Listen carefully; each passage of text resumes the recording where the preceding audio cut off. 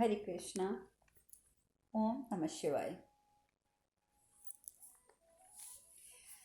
कल हमने कथा में विश्राम लिया था कि माता कौशल्या चाहे पूरी बात नहीं समझ पाई पर इतना ज़रूर समझ गई कि ये कोई दिव्य बालक है जो उनके पुत्र के रूप में उन्हें प्राप्त हुआ है। और उन्होंने अपने पुत्र को नमन भी किया और साथ ये भी कहा कि पुत्र, मैं नहीं जानती कि तुम कौन से दिव्य बालक हो, परंतु तुम्हें देखकर जिस प्रकार से मेरा वात्सल्य मेरे अंदर उत्पन्न होता है वो मेरे लिए सबसे ज़्यादा महत्वपूर्ण है।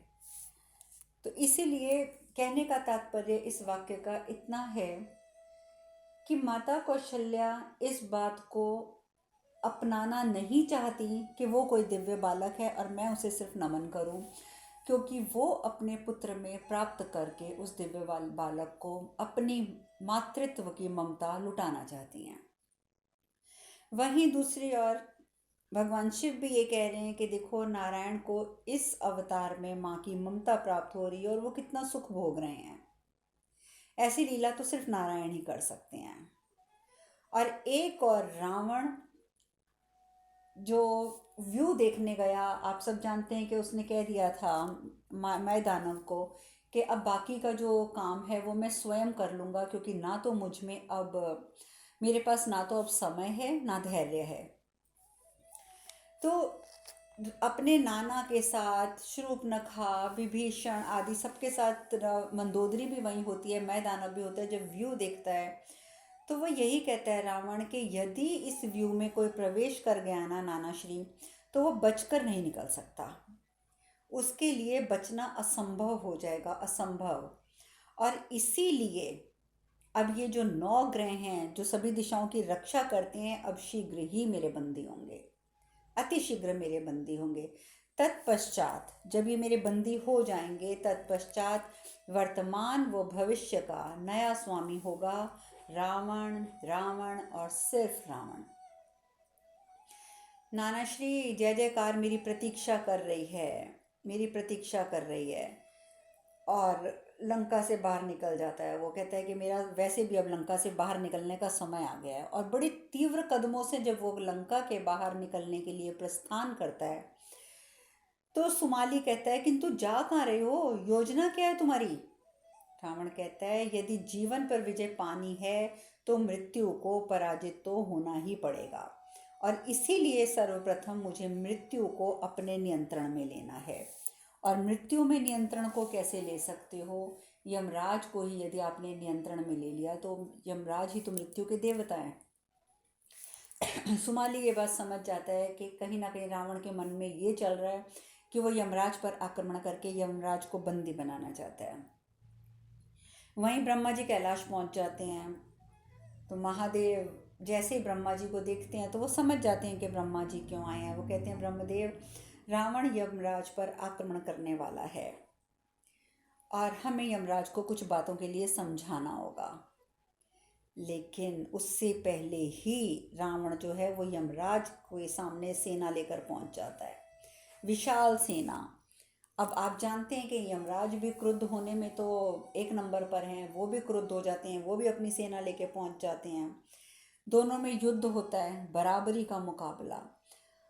लेकिन यमराज को लगता है कि रावण के साथ युद्ध करके समय बर्बाद करने से बेहतर होगा यदि मैं इसे मृत्यु का दान दे दूं।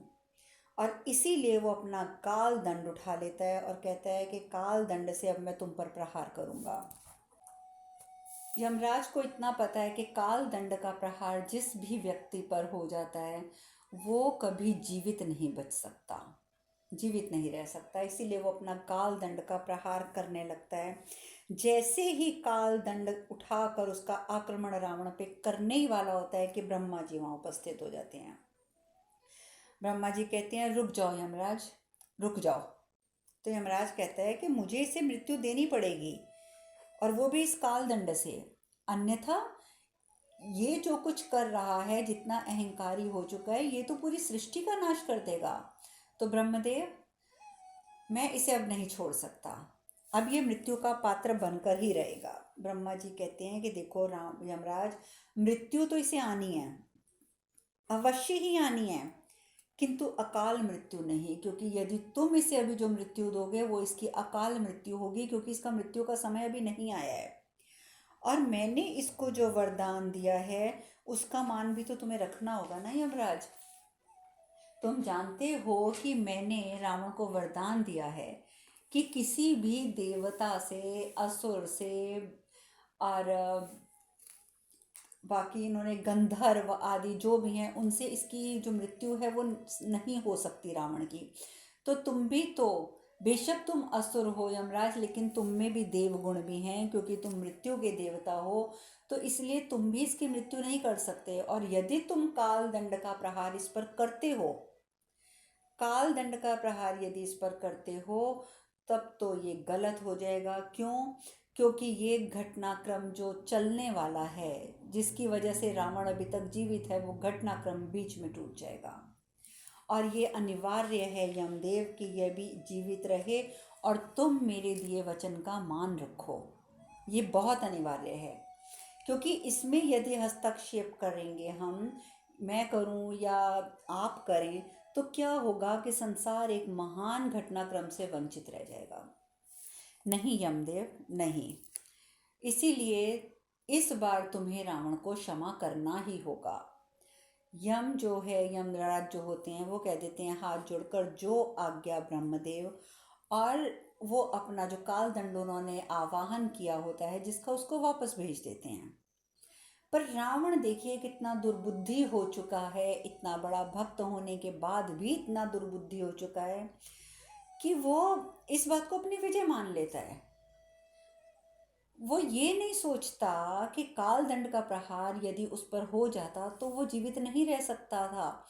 तो वो ब्रह्मदेव का और यमदेव का धन्यवाद करने की बजाय, उनके प्रति आभार प्रकट करने की बजाय इसे विजय मान लेता है और अपनी ओर चिल्लाना शुरू कर देता है, हाँ मैं तो अजर हूँ, अमर हूँ, मुझे कोई नहीं मार सकता, मैं अजर हूँ, अमर हूँ। अब जब ये सारी बातें देवता भी सुनते हैं तो देवताओं को लगता है कि अभी तो जलंधर का अंत हुआ था, अब ये एक और रावण पैदा हो गया है। अब तंग आकर सभी देवता और उनके देवराज जो हैं, नहुष और बृहस्पति गुरु, सभी कैलाश पहुंचते हैं।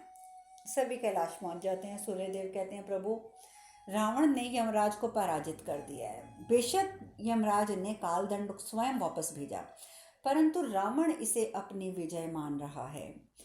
और अपनी विजय मान रहा है यानी कि उसने यमराज को पराजित कर दिया है। और जब यमराज यानी कि जिसने मृत्यु को ही जीत लिया हो, तो उसे कैसे पराजित किया जा सकता है। हमें बहुत चिंता हो रही है प्रभु, बहुत चिंता हो रही है कि अब रावण वैसे ही सर उठा रहा है जैसे एक समय में जलंधर ने उठाया था। उससे पहले जो जितने भी दैत्य थे, असुर थे, वृतासुर था, और जिसे कार्तिकेय ने पराजित किया था, महान दैत्य जो था, ये सब कुछ, इन सब के बारे में याद करते हैं देवतागण, और वो यही सोचते हैं कि अभी तो इतनी मुश्किल इन सब से हमें छुटकारा प्राप्त मिला है, हुआ है, और अब ये क्या, एक नया असुर यहाँ पैदा हो गया है। भगवान शिव कहते हैं कि आप लोग चिंता क्यों कर रहे हैं, चिंता क्यों कर रहे हैं इसका, यानी कि रावण का अंत अवश्य होगा, अवश्य होगा। तो बृहस्पति गुरु कहते हैं श्री राम जी के हाथों। यही ना प्रभु, प्रभु हम जानते हैं कि इसका अंत श्री राम के द्वारा होगा, परंतु हम आज आपसे ये प्रार्थना करने आए हैं कि आप भी इसमें सम्मिलित हो जाएं। आपकी उपस्थिति भी इस घटनाक्रम में आवश्यक है, तो हम आपसे यही प्रार्थना करने आए हैं कि आप भी सम्मिलित हो जाएं। भगवान शिव कहते हैं कि रावण के वध में नारायण के सेवक, उनके सहायक, इस रूप में मेरा एक अंश इस युग में अवश्य जन्म लेगा, लेकिन वो मेरा अंश अवतार होगा। आपको ये सब बातें मैं पहले भी कई बार समझा चुकी हूँ कि अंश अवतार और पूर्ण अवतार क्या होते हैं। पूर्ण अवतार वो हैं जो भगवान श्री राम ने लिया है, क्योंकि उसमें नारायण स्वयं, उनका एक अंश नहीं, स्वयं नारायण आए हैं अवतरित होकर, और भगवान कृष्ण बनकर भी नारायण स्वयं स्वयं आए थे। तो ये दो अवतार जो हैं ये पूर्ण अवतार माने जाते हैं नारायण के। तो महादेव कहते हैं कि मेरा एक अंश अवतार इस युग में अवश्य जन्म लेगा। सब प्रसन्न हो जाते हैं, बहुत प्रसन्न हो जाते हैं कि चलो चाहे अंश अवतार ही सही, पर उन्हें एक निश्चिंतता हो जाती है कि जहाँ त्रिदेव होते हैं वहाँ विजय निश्चित है। उधर कौशल्या दशरथ राम के मोह में बुरे तरीके से ग्रसित हो जाते हैं कि दशरथ का भी यही हाल होता है कि हर समय राम राम राम कहाँ हो। और कौशल्या जी, उन्होंने तो उनकी दिव्य लीलाएं देख ली हैं, इसीलिए वो भी एक क्षण के लिए भी उनसे दूर नहीं होती हैं, हर समय राम राम राम। और तो और सुमित्रा और केकई उनके अपने भी पुत्र हैं, लेकिन उनका भी मोह राम के प्रति उतना ही है जितना कौशल्या माता और दशरथ का है। भगवान शिव ये सब देख रहे हैं। भगवान शिव कहते हैं, मैंने कहा था ना पार्वती, मैंने कहा था ना कि कुछ ऐसा घटित होने वाला है जो राजा दशरथ के मोह को उसके परिणाम तक ले जाएगा। देखिए, भगवान शिव ने पहले भी कहा था महाराज दशरथ से कि आप अपने पुत्र से इतना मोह मत रखिए, क्योंकि भविष्य में घटने वाली घटनाओं की वजह से ये मोह आपकी मन स्थिति पर असर डालेगा। वहीं दूसरी ओर उन्होंने महाराज जनक को कहा था कि आप इतनी भी विरक्ति मत रखिए, इतना भी वैराग्य मत बढ़ाइए, आप चरम सीमा तक पहुंच गए हैं कि आपकी भूमि बंजर होने लगी है। ये आपके लिए अच्छा नहीं होगा, क्योंकि आगे जो घटनाक्रम होने वाले हैं आपके जीवन के प्रति और अपनी संतान के प्रति आसक्ति भी अनिवार्य है। तो प्रभु ने दोनों को अलग अलग चीज़ों के लिए प्रेरित किया था, एक को आसक्ति के लिए तो एक को वैराग्य के लिए। परंतु दशरथ जी के ऊपर कोई असर नहीं है, वो तो अपने पुत्र के मोह में ऐसे बंध गए हैं कि हर जगह उन्हें राम ही राम नजर आते हैं। महादेव कहते हैं कि शीघ्र ही एक बालक, एक पवित्र बालक, जबकि वो बालक थोड़ी नीची जाति का होगा, परंतु वो बालक इतना पवित्र होगा, वो राजा दशरथ के मोह को परिणाम तक लेकर जाएगा। और वो परिणाम तक लेकर जाएगा, इसका समय भी आ गया है पार्वती, इसका समय भी आ गया है।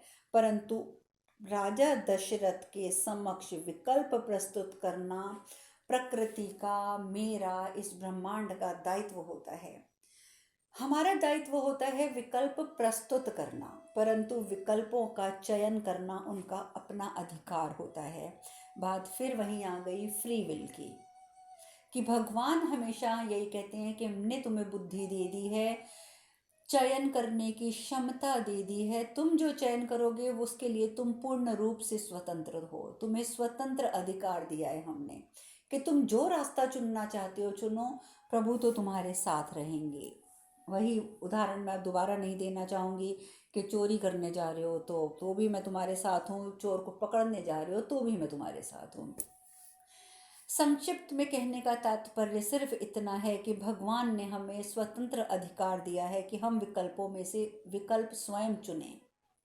अब हम विकल्प कौन सा चुनते हैं ये हम पर निर्भर करता है। यदि एक व्यक्ति को भूख लगती है तो वो जगह जगह घूमकर काम की तलाश करके परिश्रम करके एक रोटी खा लेता है, या वो व्यक्ति जिसे भूख लगी है वो चोरी करके 2 रोटी खा लेता है। विकल्प उसके समक्ष दोनों हैं, चयन उसने स्वयं करना है कि वो क्या चयन करता है। तो भगवान शिव कहते हैं कि राजा दशरथ के सम्मुख भी मुझे विकल्प तो रखने ही होंगे, वो मेरा दायित्व है। वो चयन क्या करते हैं ये उनका स्वतंत्र अधिकार है। अब देखिए, वह परिस्थितियां उत्पन्न हो गईं। महाराज दशरथ अपने रथ पर सवार होकर अकेले ही जंगल की ओर निकल जाते हैं। एक जगह पर जाकर वो अपने रथ को रोक देते हैं जंगल के बाहर ही, और स्वयं जंगल में पैदल ही चलना शुरू कर देते हैं। उसी समय वहां एक बहेलिया उत्पन्न होता है, उपस्थित होता है। बहेलिया पत्तों के पीछे छिपा होता है। महाराज दशरथ उस पर तीर चलाने लगते हैं कि बहेलिया सामने उपस्थित हो जाता है। बहेलिया सामने उपस्थित होकर प्रणाम करके कहता है, महाराज आपका रथ देखा तो सोचा कि आपके दर्शन कर लूं। ये तो हमारे महाराज दशरथ का रथ है। मैं एक किरीट हूँ, किरीट यानी कि एक शिकार करने वाला शिकारी हूँ। किरीट को देखना इतना आसान नहीं होता है, क्योंकि किरीट जब छुप कर अपने छुप कर अपने शिकार के ऊपर वार करता है, छुप कर, तो उसे छुपने की आदत है और वो ऐसा छुपा होता है कि उसका शिकार उसे देख नहीं सकता। कहने का तात्पर्य है कि किरीट को देखना इतना आसान नहीं होता, आसान नहीं होता, आसान नहीं होता। वो किरीट कहते हैं कि मुझे देखना इतना आसान नहीं होता, परंतु आपकी सहज वृत्ति बहुत तीक्ष्ण है, बहुत ही तीक्ष्ण है कि मैं तो पत्तों के पीछे था, परंतु आपको एहसास हो गया कि कोई वहाँ पर है। महाराज दशरथ कहते हैं, किरीट, मेरी सहज वृत्ति तो वाकई ही बहुत तीक्ष्ण है, बहुत ही तीक्ष्ण, कि मैं इसके आधार पर शब्द भेदी बाण चला सकता हूँ। शब्द भेदी बाण, मेरे लक्ष्य को मेरे समक्ष आने की कोई आवश्यकता नहीं होती। मैं तो केवल ध्वनि सुनता हूँ और ध्वनि सुनकर बाण चला सकता हूँ। आप लोगों ने शब्द भेदी बाणों के बारे में सुना होगा, जो अर्जुन भी चला लेते थे। अभी जो आगे आने वाला युग है, यानी कि जब द्वापर युग में अर्जुन आएंगे, वो भी शब्द भेदी बाण चलाते थे, यानी कि उनको भी इस चीज़ की आवश्यकता नहीं होती थी कि उनका शिकार उन्हें नज़र आए। वो सिर्फ शब्द सुनते थे, ध्वनि सुनते थे और उस ध्वनि की ओर बाण छोड़ते थे, जो जाकर सीधा उनके शिकार को लगता था। तो इसी प्रकार से राजा दशरथ भी शब्द भेदी बाण चला सकते थे। और जो महाराज दशरथ हैं, उन्होंने बहुत घमंड से कहा कि हाँ, मैं तो शब्द भेदी बाण चला सकता हूँ। तो किरीट कहता है, फिर तो मैं बहुत भाग्यशाली हुआ महाराज, बहुत भाग्यशाली हुआ कि आपने मुझ पर बाण नहीं चलाया, अन्यथा आप भी मेरा, अगर जिस प्रकार से आपने मेरे पैरों के पद चिन्ह, पद चाप सुन ली थी, ध्वनि सुन ली थी, आप तो मुझ पर भी तीर चला सकते थे। तो दशरथ महाराज जो होते हैं मुस्कुरा कर रह जाते हैं। किरीट कहते हैं, महाराज, मैं आपसे एक प्रश्न पूछना चाहता हूँ, क्या मैं आपसे प्रश्न पूछ सकता हूँ? महाराज दशरथ चाहते तो नहीं कि एक किरीट, एक शिकारी, एक बहेलिया उनसे प्रश्न करे, परंतु फिर भी कहते हैं, पूछो पूछो, क्या पूछना चाहते हो? किरीट कहता है, महाराज, क्या एक राजा के लिए इस प्रकार से आखेट करना उचित है? एक राजा के लिए आखेट करना, यानी कि शिकार करना, क्या उचित है? महाराज दशरथ कहते हैं, कमाल है, एक आखेटक दूसरे आखेटक से ऐसा प्रश्न कैसे कर सकता है? तुम भी तो शिकार करते हो, तुम भी तो किरीट हो, तुम भी तो आखेटक हो, तुम भी आखेट कर रहे हो, मैं भी आखेट कर रहा हूँ, तो ये प्रश्न क्यों? मेरे लिए क्यों ये प्रश्न, कि मेरे लिए क्या ये उचित है? मैं समझ नहीं पाया कि तुम कहना क्या चाहते हो।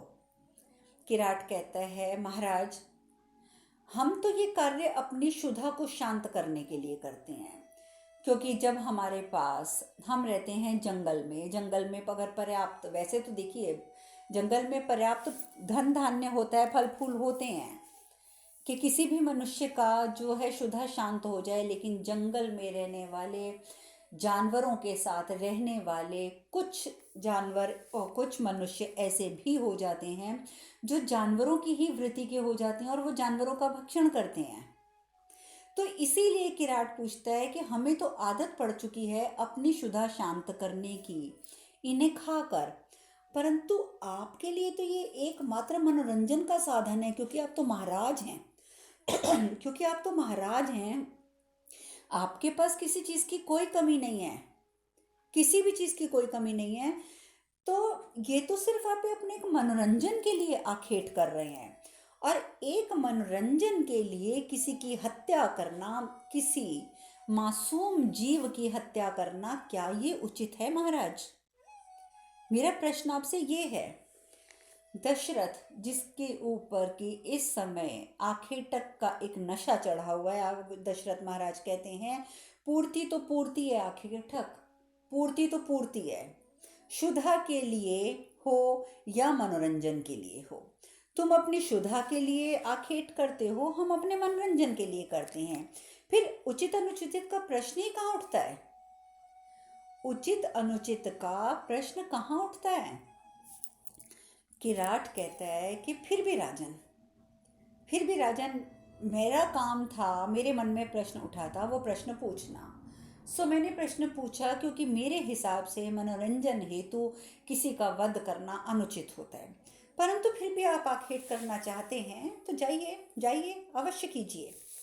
किंतु बाण उठाने से पहले एक बार अवश्य सोचिएगा, अवश्य सोचिएगा, क्योंकि आपका यह निर्णय अत्यंत महत्वपूर्ण होगा। क्योंकि मुझे ये लगता है कि मनोरंजन हेतु जीव हत्या पाप है। तो इसलिए यदि आप अपने मनोरंजन हेतु अभी भी बाण उठाते हैं तो एक बार अवश्य सोच लीजिएगा। बस मैं आपसे ये कहना चाहता हूँ। अब इस तरीके की बातें सुनकर महाराज दशरथ बिना कुछ कहे वहाँ से वापस मुड़ जाते हैं, लेकिन किराट फिर रोक बोल पड़ता है कि किसी भी प्रकार का मोह पीड़ा को आमंत्रित करता है महाराज, और इस समय आखेट करने का मोह जो आप में उत्पन्न हो रहा है ये आपको नुकसान देगा। मैं आपके चेहरे से इस बात को समझ पा रहा हूँ। और ये कह के किराट जो होता है वहाँ से प्रस्थान कर जाता है। अब देखिए, महादेव ने कहा था ना कि विकल्प प्रस्तुत करना हमारा दायित्व है, तो महादेव ने विकल्प प्रस्तुत करवा दिए, चाहे एक किराट के माध्यम से, परंतु विकल्प प्रस्तुत करा दिए। उस किराट ने यह समझाया महाराज दशरथ को कि निरीह पशुओं का मनोरंजन हेतु वध करना पाप है, और ये आपका सिर्फ अपने आखेट के प्रति मोह है, और मोह किसी भी प्रकार का हो ये सिर्फ और सिर्फ पीड़ा को जन्म देता है। और इसीलिए किराट ने कहा कि इस बार भी बाण उठाने से पहले मेरी कही बातों के बारे में आप विचार अवश्य कीजिएगा, अवश्य कीजिएगा। देखिए, महादेव ने तो विकल्प प्रस्तुत कर दिए, लेकिन हुआ क्या? हुआ क्या? अगर महाराज दशरथ चाहते तो किराट की बात सुनकर इस बात का मान रखते कि वाकई ही मनोरंजन हेतु जीव हत्या पाप है, मनोरंजन हेतु जीव हत्या पाप है। लेकिन उन्होंने क्या विकल्प चुना कि नहीं, आखेट करना मेरा शौक है, मेरा मनोरंजन का एक साधन है और वो मैं करूँगा। विकल्प दोनों थे, इस बात को समझना या आखेट करना, परंतु उन्होंने किस विकल्प का चयन किया? आखेट करने का। तो वही बात आ गई ना कि भगवान ने हमें फ्री विल दी है, हमें स्वतंत्रता दी है, बुद्धि की स्वतंत्रता दी है, विकल्पों को चयन करने की स्वतंत्रता दी है, और उसी स्वतंत्रता का नतीजा ये निकला कि महाराज दशरथ ने शिकार करना ही चुना, दूसरे एक अच्छा विकल्प जो था उसका त्याग कर दिया। खैर, किराट तो वहाँ से प्रस्थान कर जाता है और दशरथ जो हैं आखेट करने हेतु जंगल में प्रस्थान कर जाते हैं। देखिए, महादेव तो जानते थे कि अब घटना जो घटने वाली है ये भी इस घटनाक्रम का एक महत्वपूर्ण भाग है, और वही हुआ। उसी जंगल से श्रवण कुमार अपने अंधे माता पिता को वो जो पालकी होती है, जो ज़्यादातर लोग जब मुझे अब हिंदी का ये शब्द इस समय स्मरण नहीं हो पा रहा है, शायद कांवड़ जिसको बोलते हैं, जिसमें गंगा जल लेने के लिए कांवड़िया जाते हैं, उसी प्रकार की कांवड़ बनाई हुई। आप जानते हैं सबसे पहले कांवड़ कहाँ बनी थी? आप लोगों को अगर याद है कथा तो सबसे पहले ये कांवड़ स्वयं हिम नरेश ने बनाई थी देवी पार्वती के लिए, माता पार्वती के लिए, जब वो कैलाश मानसरोवर से महादेव के अभिषेक हेतु जल लेने जाती हैं। और उन महाराज को पता होता है कि बहुत दूर है कैलाश मानसरोवर, वहाँ से पार्वती जल कैसे उठा के लाएगी, और तब महाराज हिमावन ने उनको कांवड़ बना के दी थी कि ये लो पुत्री, ये लेके जाओ, इन दोनों में तुम जल के कलश भर के ला सकती हो। तो उसी प्रकार की कांवड़ में टोकरियां लगाकर, आप सब ने श्रवण कुमार की अनेकों पिक्चरें देखी होंगी, फोटोग्राफ्स भी देखी होंगी कि वो अपने अंधे माता पिता को, नेत्रहीन माता पिता को बिठाकर चार धाम की यात्रा के लिए लेके गया था। अब वहीं से ही, उसी जंगल से श्रवण कुमार भी जा रहा होता है। अचानक पिता आग्रह करते हैं कि पुत्र, मुझे प्यास लगी है, मुझे बहुत प्यास लग रही है, क्या थोड़ा जल मिलेगा? श्रवण कुमार कहते हैं, क्यों नहीं पिताजी, आप लोग यहाँ पर विश्राम कीजिए, मैं आपके लिए जल लेकर आता हूँ। और अपने माता पिता को वहाँ छोड़कर जब श्रवण कुमार जल लेने गए और सरोवर के तट पर जब वो जल भर रहे थे, तो उसी समय आप जानते हैं कि ताजी ताजी घटना थी किराट वाली। सो महाराज दशरथ के मन में शब्द भेदी बाण ही गूंज रहे थे कि मैं तो शब्द भेदी बाण चला सकता हूँ।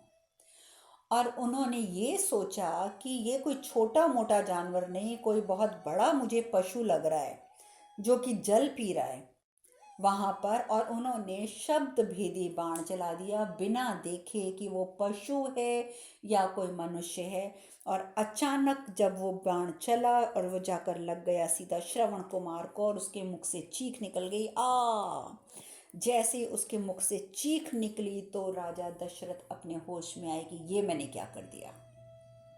राजा दशरथ भागे वहां से, कौन हो तुम, कौन हो तुम।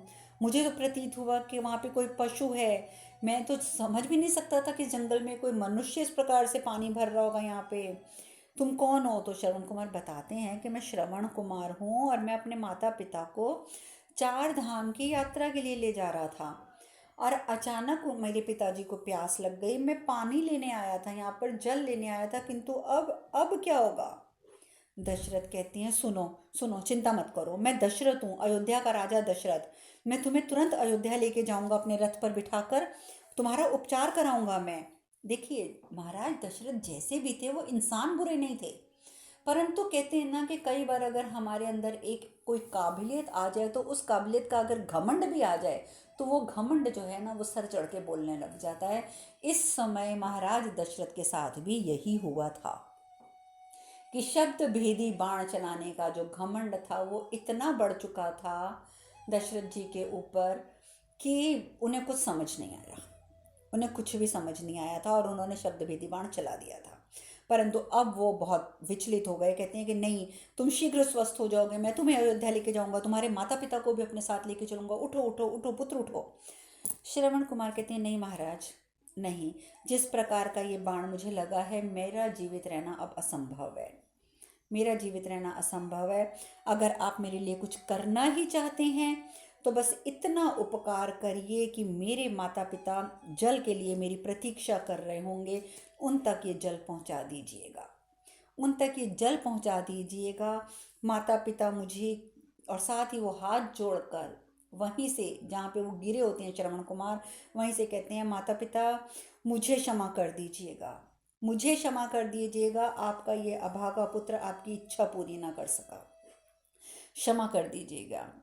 ये बात सुनकर दशरथ जी के नेत्रों से भी अश्रु गिर जाते हैं, वो भी हाथ जोड़कर बोलते हैं, तुम भी मुझे क्षमा कर दो पुत्र, मुझे क्षमा कर दो। श्रवण कुमार कहते हैं, महाराज आपको क्षमा तो अब मेरे माता पिता ही कर सकते हैं। और ये कहते ही वो प्राण त्याग देते हैं। श्रवण कुमार वहीं प्राण त्याग देते हैं और महादेव ये सब कुछ देख रहे हैं। अब श्रवण कुमार ने तो प्राण त्याग दिए, जल लेकर माता पिता के सम्मुख महाराज दशरथ उपस्थित होते हैं। अब आगे की चर्चा हम कल करेंगे। आज कथा में यहीं विश्राम लेते हैं। हरे कृष्ण कृष्ण कृष्ण हरे हरे, हरे राम राम राम हरे हरे। आप सब खुश रहें, सुखी रहें, स्वस्थ रहें। हरे कृष्णा। ओम नमः शिवाय, ओम नमः शिवाय, ओम नमः शिवाय, ओम नमः शिवाय, ओम नमः